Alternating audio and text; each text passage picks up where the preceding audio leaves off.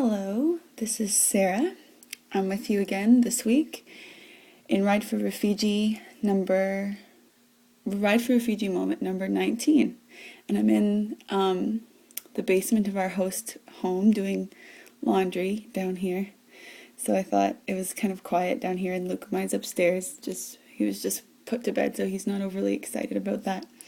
So I've escaped the television and the crying child.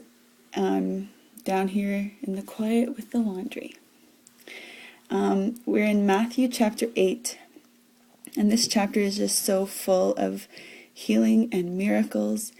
I mean, there's just so much to say, but there's this one sort of section at the end that I would want to focus on. It's always sort of gripped me every time I've read this chapter. So at the beginning of Matthew 8, Jesus cleanses a man of leprosy, and then he goes on to heal the servant of the centurion who has such great faith in him. Actually, I thought I'd just comment on this briefly, but he says, the servant, this is where the servant says, the centurion says to Jesus, my servant is lying paralyzed at home and suffering.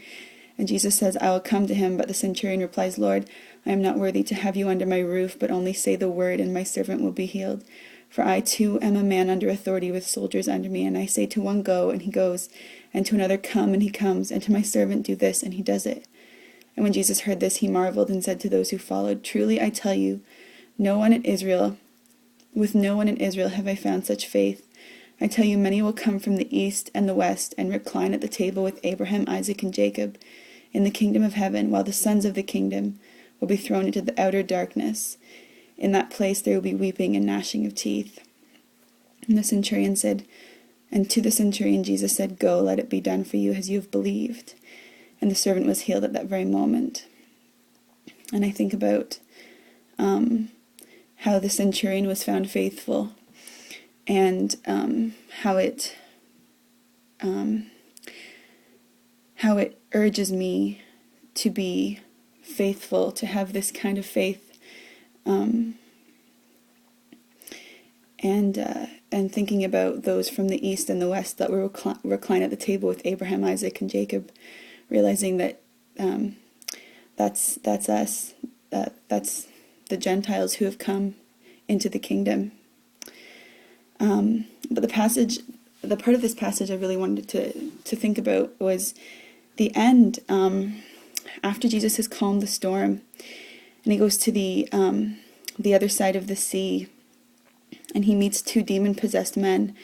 They're living in the tombs, and they're so fierce. It says they're so fierce that no one could pass that way. And verse 29 says, they cried out, what have you to do with us, O Son of God? Have you come here to torment us before the time? Now a herd of pigs was feeding at some distance from them, and the demons begged him, saying, if you cast us out, send us away into the herd of pigs. And he said to them, go. So they came out and went into the pigs. And behold, the herd rushed down the steep bank into the sea and drowned in the waters. So here's just sort of a continuation of the theme of this chapter, that Jesus heals the man with leprosy, and he heals the centurion servant. And then elsewhere in this chapter, he heals Peter's mother-in-law, who is sick with a fever.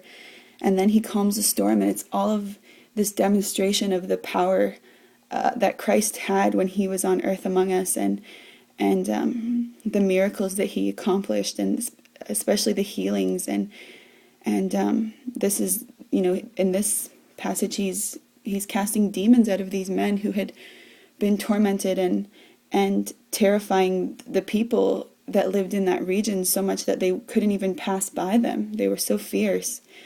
And so he says to the demons in verse 32, go. And behold, they went out into the pigs, and the whole herd rushed down the steep bank into the sea and drowned in the sea. The herdsmen fled, and going into the city, they told everything, especially what had happened to the demon-possessed men. And behold, all the city came out to meet Jesus.